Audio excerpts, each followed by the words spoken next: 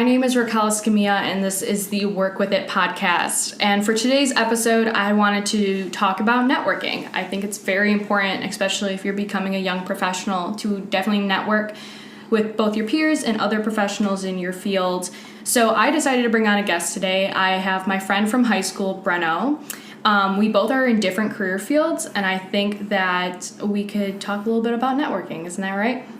Yep. My name is Brenno. I've known Raquel since like 9th grade of high school, and like she said, we've both done different things since then and gotten a lot of different professional opportunities. So we just kind of both want. So thank you for having me, by the way, Raquel, and glad to be here and talk about both of our like experiences with professional like networking. Yeah. Yeah. So I did a little bit of research on networking, and I found that from a HubSpot article that 85% of jobs are actually filled through networking. And I thought that this was like a huge statistic. And especially being in a business school with Wayne State, I think that it's really important to network, but they also push you a lot to network. Yeah, networking is huge. Yeah. And would you say that's like the same in engineering? Yeah. So from an engineering standpoint, yes. So many big companies nowadays, especially, like to hire from within. So basically that means hire from people that they already know rather than even if a stranger is really qualified. So it's huge. It's huge, huge. Hi, I really quick wanted to jump in here and talk about what platform I use to edit and distribute my podcast. Anchor is the platform I use, and it is the easiest way to make a podcast. There are so many tools that you can use to edit and record your podcast directly from your phone. Better yet, Anchor will distribute your podcast for you so it can be heard on Spotify, Apple Podcasts, and so many more places. Lastly, it allows creators who are just starting off like me to make money off of their podcast because it has no minimum listenership. Anchor is everything that you need to make a podcast in one place. Oh, and did I forget to mention that it's also free? Yep, so you can go ahead and get started recording your own podcast right now. So download the free Anchor app or go to Anchor FM to get started today. Okay, let's get back to the podcast. Yeah, so I was thinking that maybe we could like talk about like the pros of networking. So for me at least, I know that from networking with professionals, I tend to gain a bigger network in which I can find new job opportunities, or even from there, I find that I can, ask them for advice. I know so I have a CMO named Casey Herbis, and he always tells all the interns when they come in on the summertime to like always never burn a bridge. And I thought that was like pretty good because, you never want to hurt anybody because you never know where you're going to be. Can you explain like what do you mean by never burn a bridge? Yeah, for sure. So like an example is like you might not get along with somebody that you work with, right, but it doesn't mean that you have to be like petty towards them or like mad towards them, because you never know if one day they could be your boss. Right. Or how that person could help you even if they're not your boss. Exactly. So like I thought that was just like a good quote to pull. But do you have any pros that you think that networking has helped you in? Yeah, going along with that burn a bridge thing, whenever you're in a new professional scenario, whether that's in a new class, a new job, a new volunteer experience, you're going to be around so many new people that, like you said, you never know who's going to help you get your next job, because you're not going to have the same job the rest of your life, right? You're not going to have the same position in the same job the rest of your life. So having that those friends that become part of your network be there and maintaining those relationships. So the most important part, in my opinion, is maintaining them, because once everyone could make a friend for the first time they see someone, but maintaining them is how you keep those networks strong, and that's how you can benefit from those people in the future. Otherwise, you just see them once and then never see them again, and that's like the hardest part for me, at least, and for most people, I think, is maintaining them after you've made that first contact. But the pro is that you can get a lot from your network if you build it right and if you maintain it well. Okay, so what are some key factors that you find that you look at when you're trying to build your network? So first, I look at why do I want to engage with this person, or what does this person have to offer? I guess it kind of sounds a little selfish when you put it that way, but what I'm trying to say is not like how I can benefit from this person the most. It's a two-way thing. You can help them and they help you. But the point is, when you have friends, like we mentioned before with the statistic that so many companies hire from within and everything, having those connections helps you have a more varied, how do you call it? you have more options, right? When your boss tells you something that you don't like, then you can be like, well, I have these other options that I've been looking at, or I've been talking to this person, and this person at X company is giving me this opportunity. You wouldn't have that if you just stayed to yourself all the time and never branched out. So keeping those kind of things in mind is really, really important. Mm-hmm. How do you, I guess, okay, so for me at least, I live in a city and I network with people within, my business school and everything. Mm-hmm. And I've been to like one career fair. Yeah, career fair, sorry. But I've worked for a company in which I have consistently kept getting my internships and hopefully full time. Yep. So I've never actually gone to career fair, but like I've gone to one when I was like a freshman. But how do you network at your like school's career fairs and stuff like that? Okay, so at U of M, they have a really, really big career fair for all of the engineers every year. And there's even a second smaller one in the winter semester too. There's one in the fall, one in the winter. And being there for 3 years, I've participated in all of them, and even gone to a few other ones that were like travel to. So, in my experience, it's about getting to a point where you realize that the interviewer or the recruiter is a human person too. A lot of people forget about when they're in this very professional environment, they have to act super, like robotic almost, and that's not what they want. Obviously, you don't want to make it so casual that like, you're talking about getting a drink with the person. But the point is, if you remember that they're a human too, and you appeal to that, like start a conversation naturally with a recruiter. Remember that they're a person, and then that will make it much easier to talk about the professional part of things, especially at a career fair like that. Introduce yourself. And the more times, one thing that I learned especially attending multiple career fairs, is that the more points of contact you have with someone, the easier it is and the better the relationship is built. So like if you see someone that at a career fair or one of those professionals, always approach them and say hi at least. Always, go up to them and remind them of like your last conversation and bring that up, because that's how you build that relationship with someone that you're otherwise not going to see. So if you do see them like on campus, or you do see them at an event and you don't approach them, be like, oh, I already know them, I'm not going to approach them this time. You kind of miss that opportunity to grow your relationship more. So it's really important to remember they're a human. Go, you're a human too. It's okay to make mistakes. You just have to be not scared to approach them, talk to them, and then bring in that professional side, like, yeah, and I'm looking for an internship, or I'm looking for advice on this, and sometimes even if they're not like the company you want to talk to or the person that you want to talk to at the company, still maintaining, like you said, don't burn any bridges. Still maintaining that relationship is really important, because they could even help you with your resume or help you connect with someone else that could then be the person you need to talk to, right? Sometimes it's not a straight line, right? That's why your network is a web. That's why your network reaches out in all directions, because you never know which part of the web is going to get you to the person that you need to get that next job or to get that next advice. Right, definitely. So going off of that, I know like one of the points that I definitely put down on this piece of paper for like an outline for this podcast was that being sincere and authentic.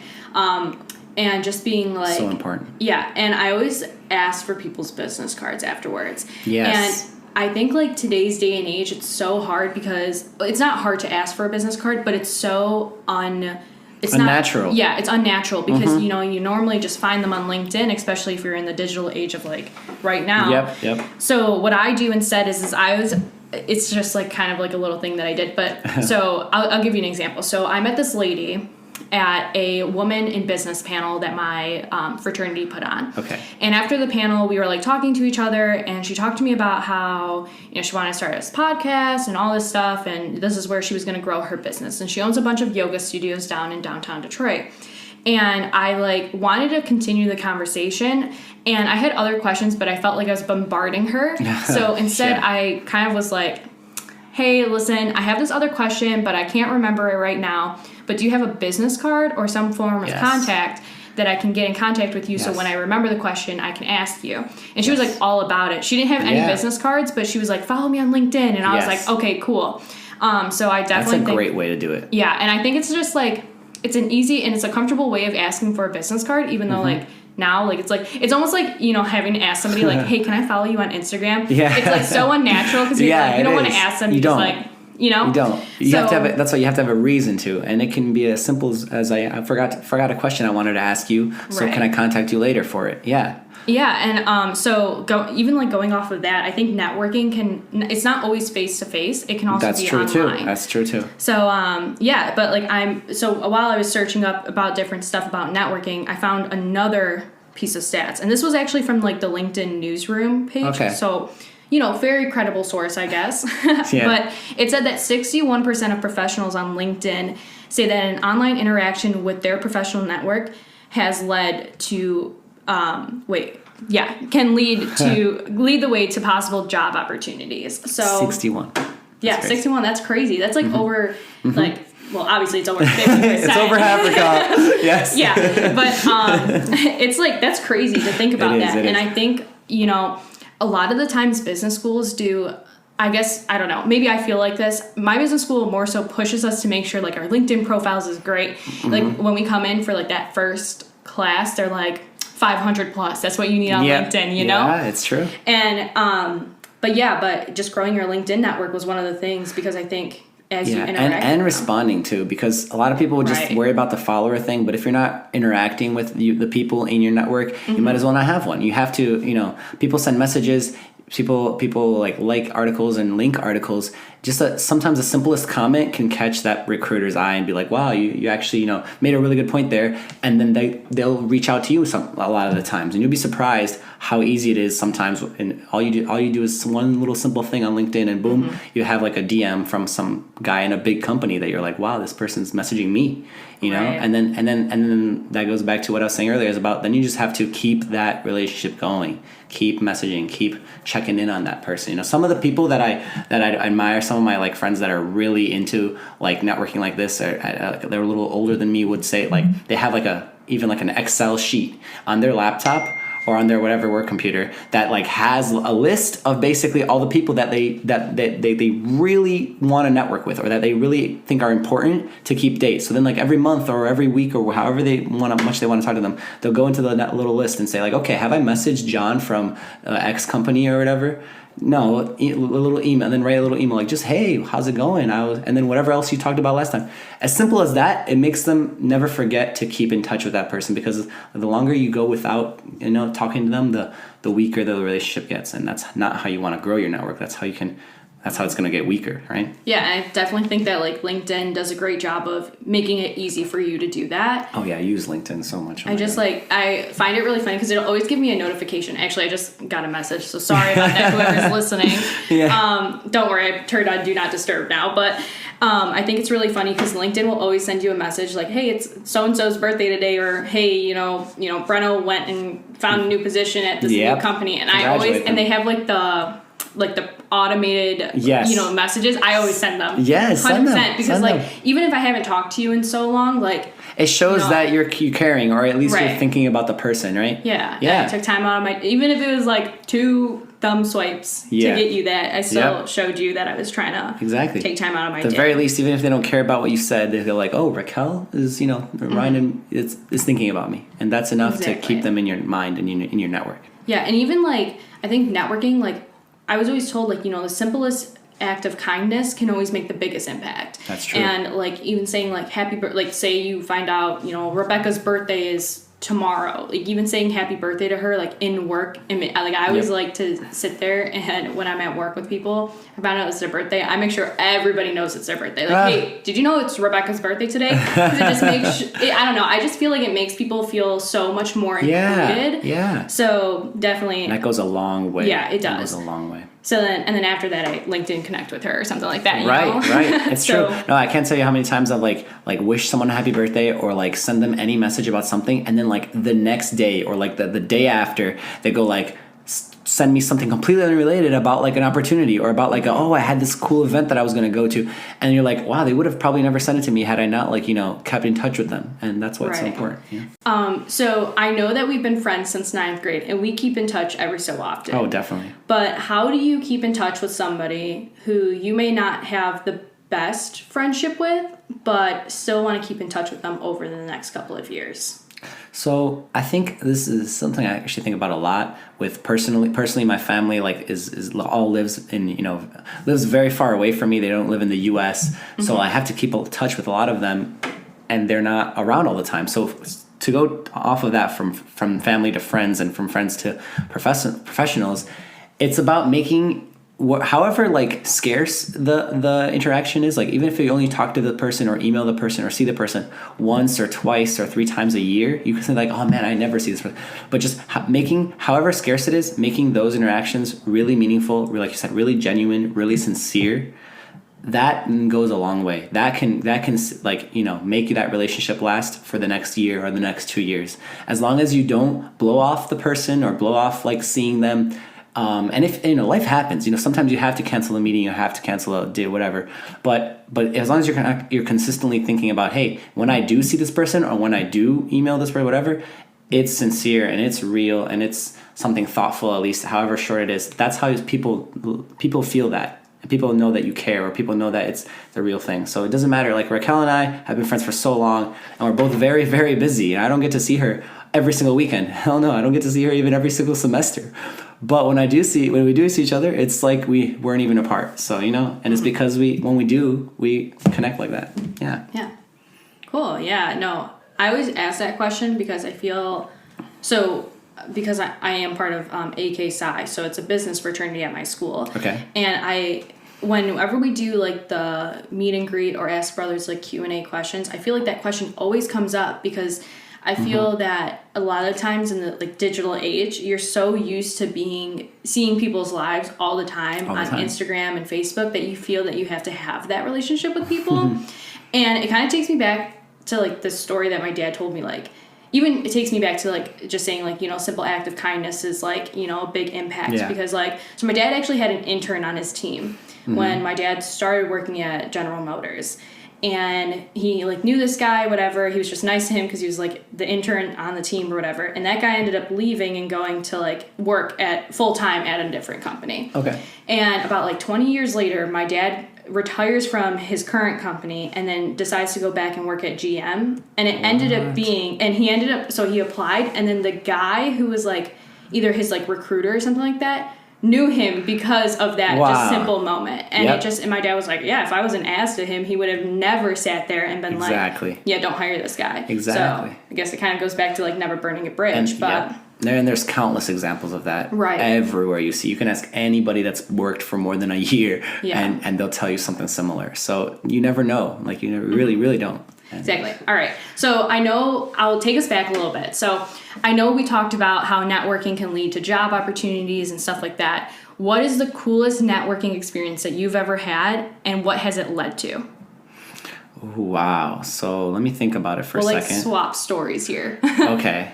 I guess so. So I guess my story will have to come from my first internship. My first internship that I had in college was I worked for Volkswagen in the summer, and after that, it comes from that. So it comes from the relationships I built during that summer of interning there with my boss. Basically, she was really great, but I didn't get a chance to like really mingle with other groups while I worked there. It was kind of like a very how do you say, strict, like I had to be at my desk all the time job, so I couldn't really go and shadow other people. I couldn't really go talk to people unless I needed to talk to them. So I kind of didn't like that part about it, but I made the most of the relationships I did have on my team, which was my team leaders, my coworkers, and my boss, to the point where I got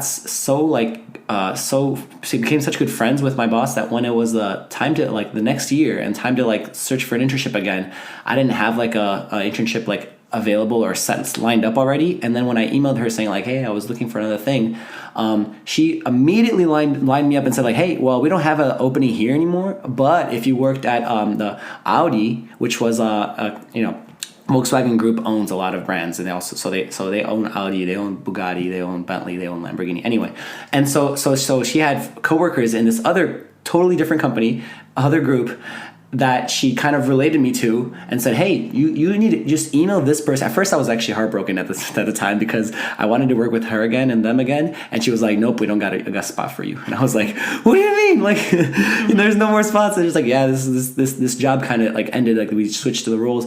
But she was like, but instead of just blowing me off, like, so if I hadn't kept in touch, if I hadn't, developed that relationship, she would just probably like, okay, yeah, there's nothing for you here. Like, bye. But I had, so she said, there's nothing here, but you should email this person, and this person can tell you about this other opportunity that I know of at this other job. So I did that. I got in touch with my future boss that would become my next boss, and he called me up. We set up an interview time. I aced that interview and got my next job, which was my next internship at Audi the next summer. So And I that was my favorite internship that I've ever had, and I could go on and on about that. But the point is, the first opportunity you get leads to the second, leads to the third, leads to the fourth, and it's all about developing your relationships within your network. And that's the only reason. Like I would have never known about the opening at Audi had I not talked to my boss again, had I not done all that developing the network, because they don't really advertise those things outside. You don't see like a billboard on the side of the road saying like, hey, there's an opening right here for this company, just apply here. Like that doesn't exist, Like so you think like, how do I get a job at the big company like Microsoft or Google or whatever? It's not going to be right there on a sign at the bus stop saying apply here to Google. No, but those jobs exist, but they often aren't advertised outside of the company. So that's where your relationships and your network comes in so handy.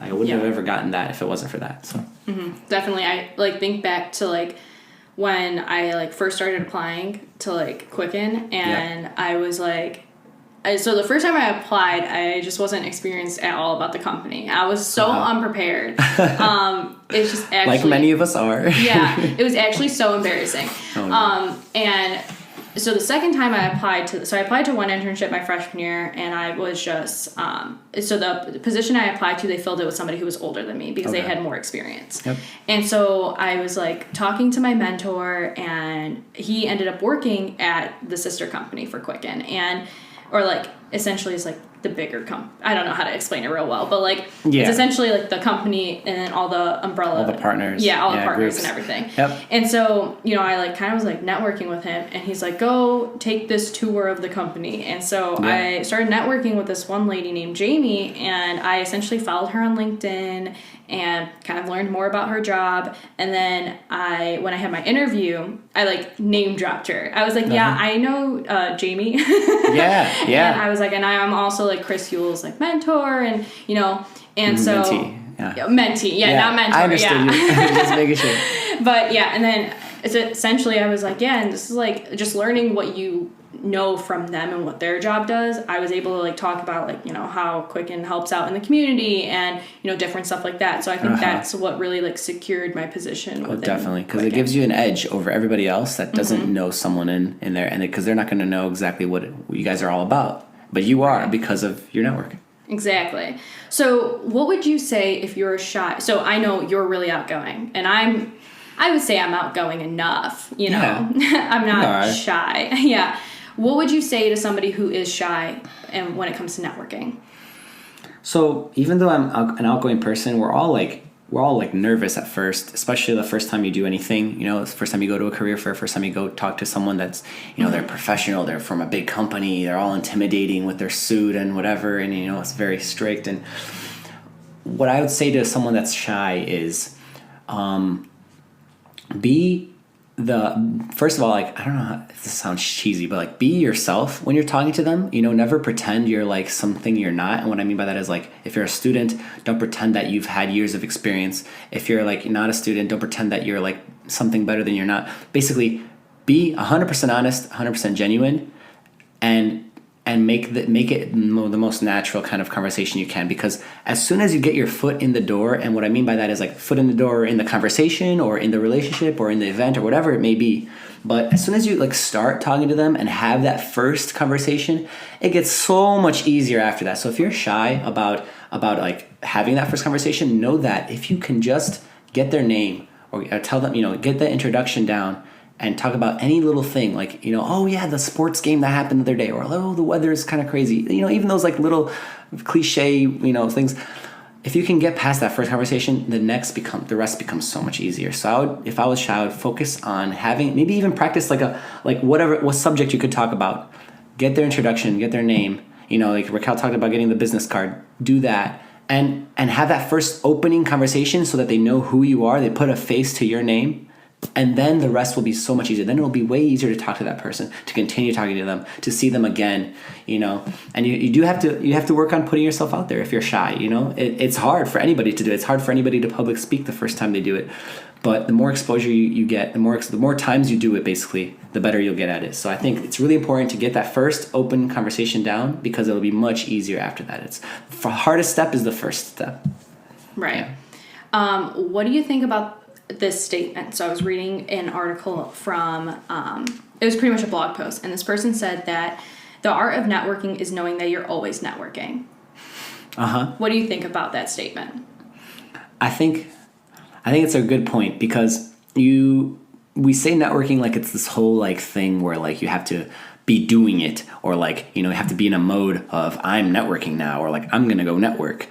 Right, without even really like meaning it. And what I mean is like, so what that person's trying to say, I think, is that it's not very different from making friends at any other social place or how do you say, developing a relationship with someone, because it's at the end of the day, we're all humans. We're all social beings that are interacting with each other. And sometimes all it takes is that recruiter to really like you, and you guys both connect about your favorite sports team at this, you both are huge Patriots fans, and you're like, yeah, I'm this, blah, blah, blah. You connect about that, and that can lead to your next conversation about something professional, about some job. So you're in you're always networking thing is just keeping that in mind, that whenever you are talking to someone, wherever you are, you never know if they're going to help you in the future, or if it's going to be someone professional. So to keep in mind that every action you do is going to potentially help you or potentially hinder you. Like the story about your dad. If he had been a really annoying person to that intern, then down the line he might not have gotten that job. Right. So yeah, keeping that in mind all the time is something that will help you out in the future. Mm-hmm. So I took it as going back to like always being like never burn a bridge, kind of. And I guess it's the same as what you were saying too.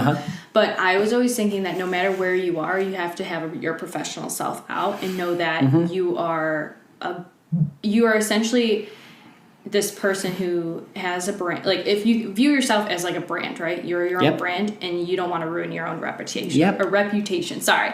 But I was thinking like, maybe like that statement was talking about like, whether you're at a sporting event or at the movies or you're at your job currently, you always want to make sure that you're just acting with like professionalism, but also acting with like kindness too. Yes. Yeah. So, I think kindness and sincerity overall. You're not gonna we're not gonna ask of anybody, and to be the most censored professional self every time they're out, in public. That's not realistic. That's not gonna happen. Even the most professional CEOs of businesses don't do that. Yeah, we can tell that from all the news stories. Unfortunately, yeah. But so it doesn't mean you have to rework your life like that. No, it just means that you keep an open mind whenever you're doing things that you could be talking to. You never know who you're talking to too. Like honestly, there's some stories like this that happened to me where like I'm talking to someone in an elevator or in anything, and then like later on find out, oh, that was a recruiter from like Apple. What the heck? Like I didn't even notice. I didn't even realize, and then like you see that person later on at the career fair, and then you're like, oh crap, like I met this person, I didn't even know who they were. So with that in mind, you want to keep your talk, like you don't want to talk bad about something or someone. And then like, oh yeah, now I'm the recruiter for that company. Thanks for talking bad about my company. Like, that'd be the most horrible thing. And it happens often. So you got to be aware, I guess. Right, exactly. All right, so let's recap what we just talked about. So we talked about when it comes to networking and you're shy, you want to make sure that you push yourself out there and understand that everybody's nervous, right? Yes. We also talked about online networking, making sure you're at getting to that 500 plus, making sure that you're keeping in touch with your network. And we also interacting with it, yeah. Right, exactly. And you kind of touched on making sure that you're sincere and authentic. Is there anything else that you would like to add? I just really want to stress the maintaining the relationship part, because I think that's where most people fall off, is where they'll make that first contact, they'll have the good first impression, but then never talk to that person again. And I'm also not a saint in this either. I struggle with this too, because it's hard. Like, you have to meet these people that are, but keeping in touch with those people will get you really far. That's like the best kind of network. That's Right. like when you need it, then your network will be there. Otherwise, not so much. Right, exactly. So, yeah. Well, thanks for joining me. Thank you for having me. This was fun. Well, I hope you guys learned a lot from our conversation here. I hope that you guys all have a great day, and I guess I'll talk to you in the next episode. So, bye. Bye.